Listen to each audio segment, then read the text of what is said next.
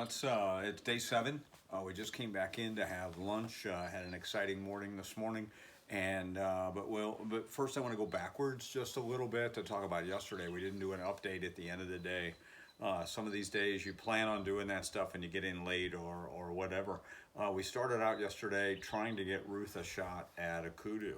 And the night before, Eric had taken that really nice kudu up on a mountain, so it was a 4-hour night sleep-wise. And so we started out looking for kudu. We got out of the truck, did a stalk on some that turned out to be too small, and then an opportunity came. And this is one of those things that it's an opportunity area.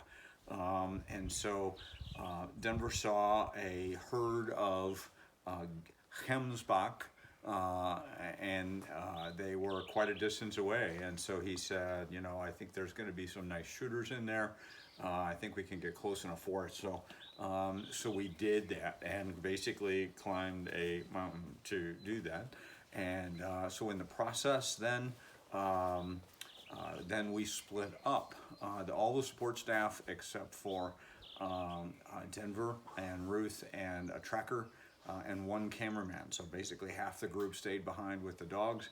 And so then Ruth, take us from where you left us as a group. Okay, so there were about 15 or 16 in the herd. We had to decide pretty quickly if this is something we wanted to do. And I said, you know, they're gorgeous. This is probably my trophy animal.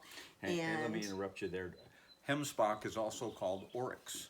Okay, so it's got two names. And then tell us about the difference between the cows and the bulls. So, interestingly enough, we're only shooting bulls, except for the Hemsbach. I hope I'm saying that right.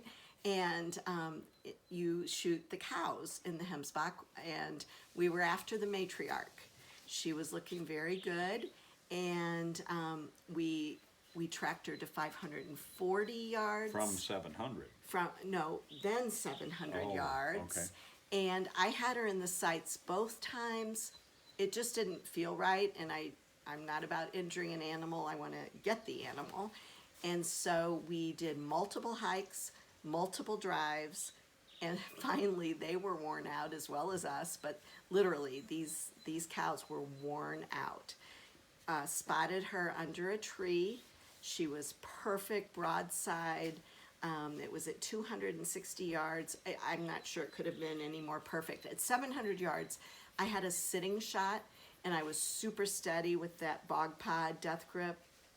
But at only 260, it was a standing shot. I knew exactly where I was hitting her. I hit her, and she literally fell within seconds. But Marty was talking about all of the walking. We realized this morning we added it up. So far we've done 37 miles.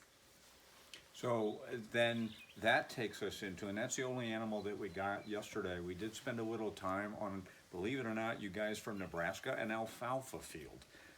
Sitting on a center pivot irrigation system waiting for bushbuck to come out, and the weather was kind of wonky last night, and so we didn't get any shots last night. Now, turning back to today, it's already been a successful hunt this morning. Yes. We went out and we're looking specifically for warthog today, or steenbuck. Okay, and then we had the opportunity present itself for a trophy, and this is rare for me. It was bigger than Eric's. Okay, and that never happens. And so Ruth passed up on that shot. I hadn't hunted or shot in a couple of days, and so it's like jump out of the truck, get behind that scope, 425 yards, and it did run just a little bit. It was a good shot, but it ran just a little bit, and it gave the dogs the opportunity. Hit it in the a quartering away shot.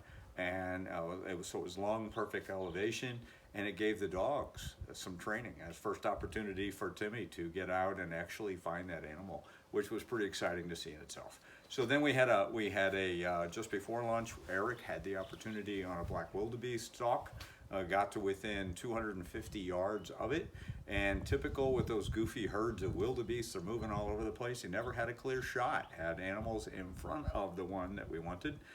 So that gave Eric a little bit of a taste, and so I know there's going to be more wildebeest stalks in his future.